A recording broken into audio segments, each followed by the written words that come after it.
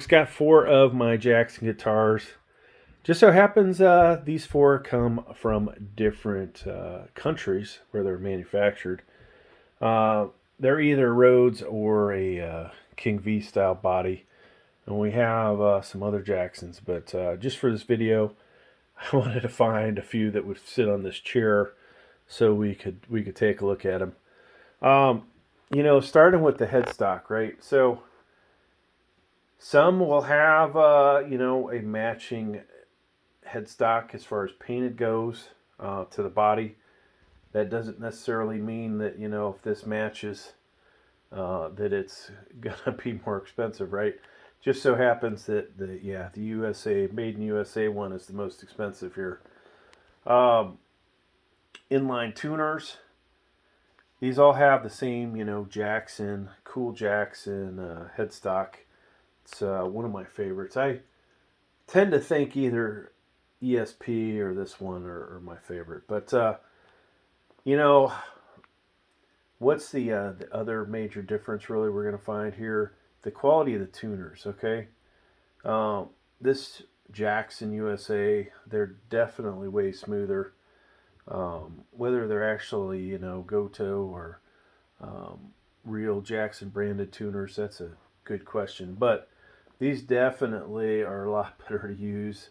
This one here, $500. So if you could even buy the Dragon Paint one, which I'm sure would probably be close to 3 to 4 thousand nowadays if it was produced brand new.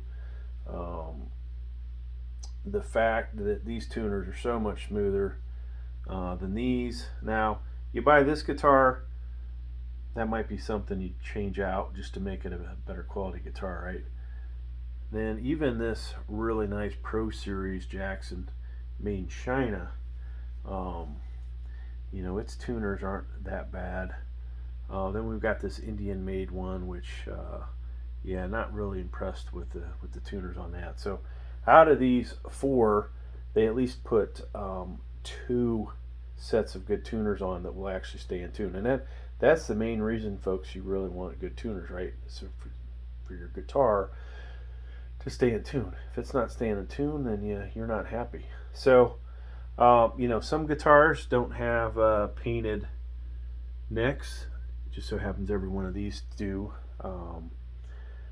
Maybe not as fast as some of the other necks, but that's one detail these all share in common. Binding. Usually you'll find binding on your nicer guitars, though sometimes they'll put it on a cheap piece of crap like that one right there. But various levels of quality in the binding.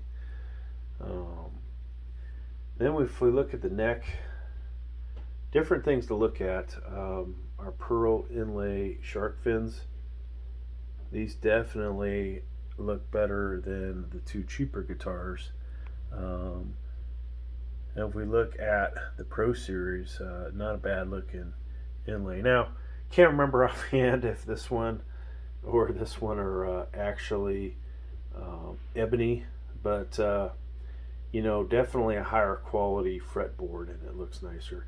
Of course, you got the different types of frets that can go on there, the materials, and all that good stuff. Of course, this Jackson USA, you would expect that this is going to play the best, which it does. Then, honestly, followed by this guy, Pro Series. Now, what else, would you expect? Well, you're not going to expect to really feel the frets when you run your hands on the outside, like as far as scuffing up your fingers. Now, I just got this Snow Camo RRX 24. I'm actually surprised how nice these feel. I'm expecting a month from now, a year from now, that I'll be like, dang, that's doesn't feel that good. Um, the Pro Series feels pretty good, and then you know this one right in this area, I can feel those frets. So a little polishing, sanding down, whatever would be nice. So yeah, you have all of that interesting stuff with just the overall necks. the shape of the neck. You know, sometimes I believe Jackson costs more to buy a more preferable neck profile. So then we get looking at the body. All right, so you know, obviously the paint could be honestly better with the more expensive, and I think when you're looking at these four guitars, this one obviously looks pretty awesome. You might say, wow, this is really cool, and think that that is the more expensive guitar.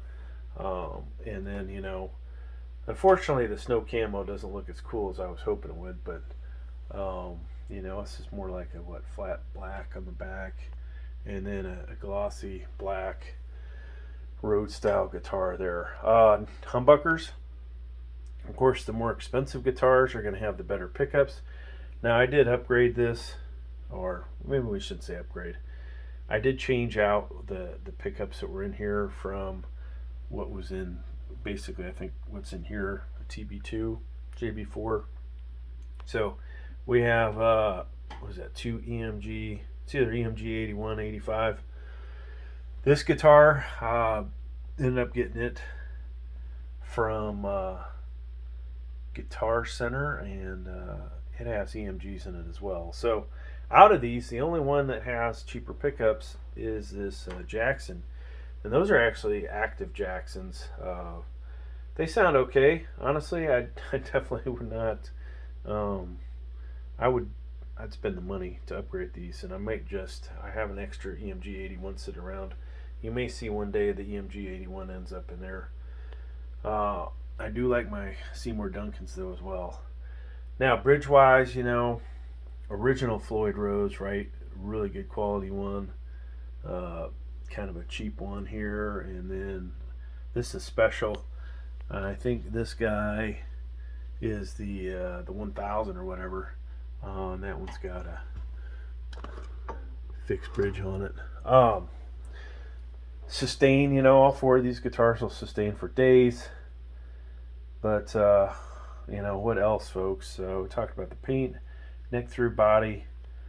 You know, you've got volume, tone, knobs on there.